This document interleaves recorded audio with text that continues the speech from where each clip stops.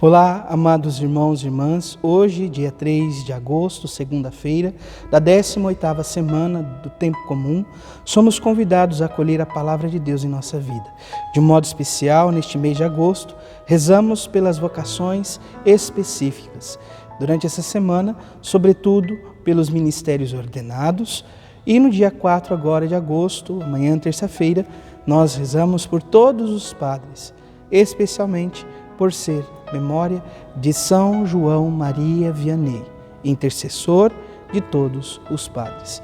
Mas que o nosso coração possa se voltar no dia de hoje para a Palavra de Deus. Iniciemos em nome do Pai, do Filho e do Espírito Santo. Amém. A graça e a paz de nosso Senhor Jesus Cristo, o amor do Pai e a comunhão do Espírito Santo esteja sempre convosco. Bendito seja Deus que nos reuniu no amor de Cristo.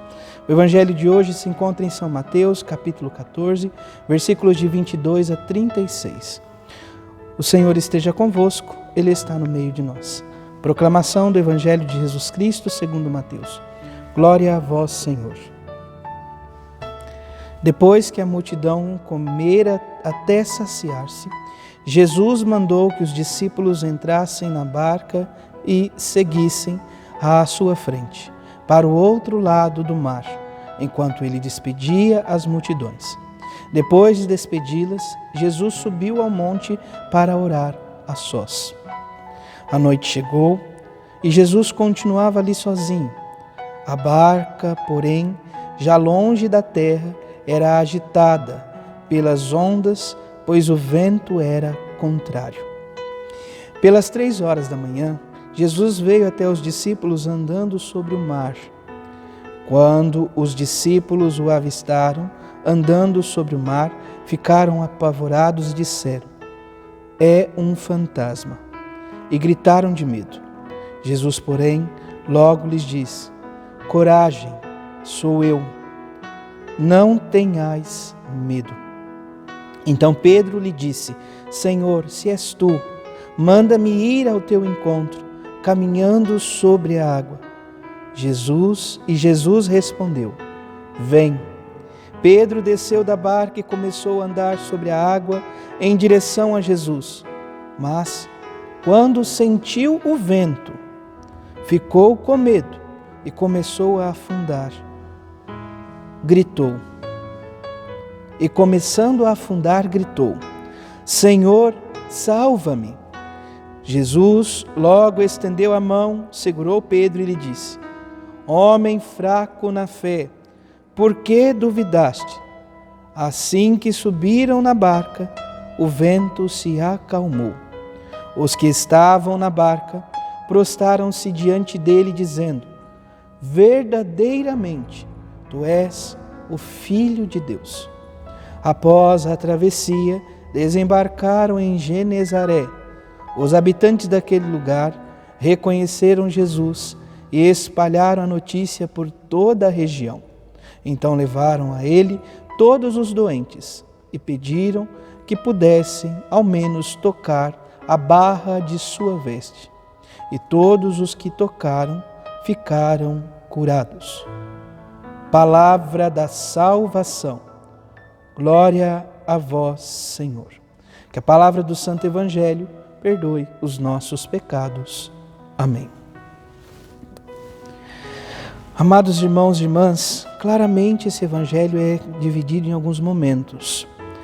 Logo no início do Evangelho, nós ouvíamos então Jesus que, depois do momento da multiplicação dos pães, dos peixes, ele pede para que os discípulos possam seguir viagem em sua frente. Então, eles adentram o mar e começam a ir na frente de Jesus, enquanto ele continua despedindo as multidões.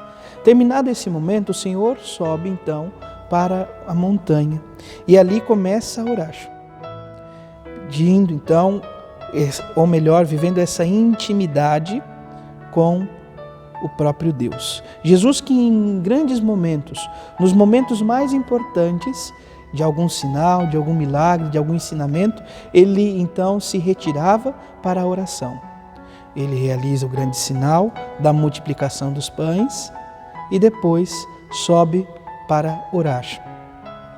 A barca, porém, já longe da terra, como nós ouvimos, ela é abatida. Então, retoma-se a cena para esta pequena barca, que é a igreja, que está no grande mar, ela está navegando no mundo, poderíamos assim dizer, e ela é acometida por uma grande tempestade. Olha o que a palavra nos diz, a palavra nos fala dos ventos contrários. Do vento contrário. A barca, porém, já longe da terra, era agitada pelas ondas, pois o vento era contrário. Quantas vezes em nossa vida nós nos deparamos com ventos contrários? Para a nossa vida em família, para a nossa vida de igreja, para nosso trabalho, para aquilo que vamos realizar. Porém, nós devemos continuar firmes na barca, que é a própria igreja. É somente na barca da igreja, somente junto a esta barca, que nós vamos ter a graça e a oportunidade de ver Cristo, de ver este Senhor que jamais nos abandona. Pela volta das 3 horas da manhã, então Jesus vai ao encontro dos discípulos. Ele vem caminhando sobre a água. Isso é um detalhe sumamente importante.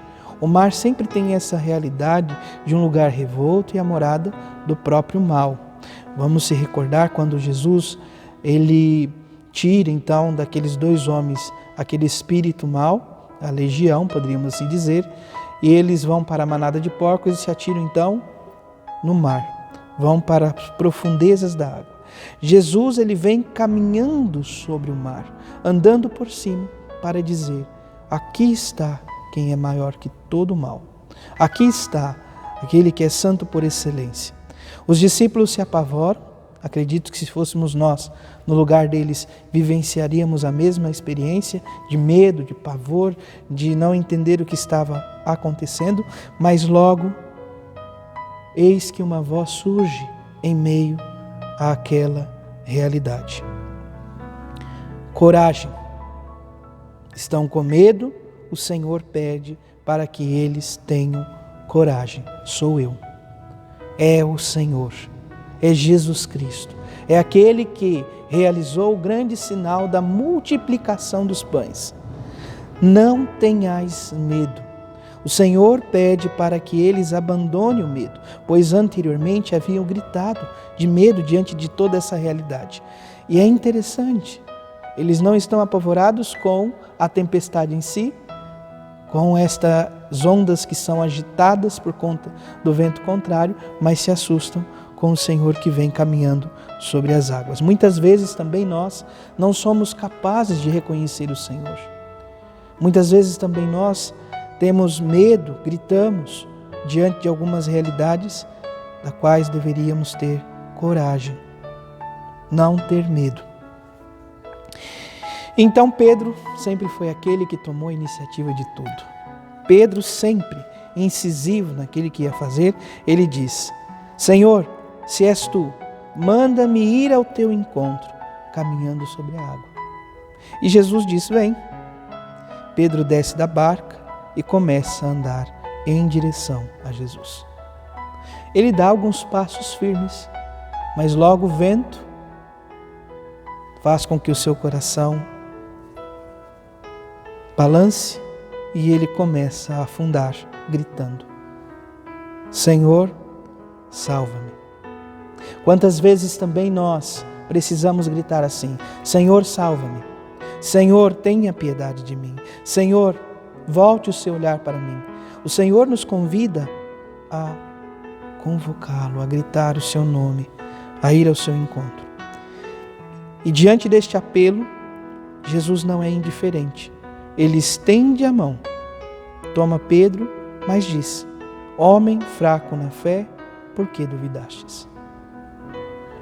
A fé nos convida a ter convicção, a não esmorecer, a não ter dúvidas. E assim então, quando sobem na barca, o vento se acalma, porque aquele que é a cabeça da igreja ali está, nosso Senhor Jesus Cristo.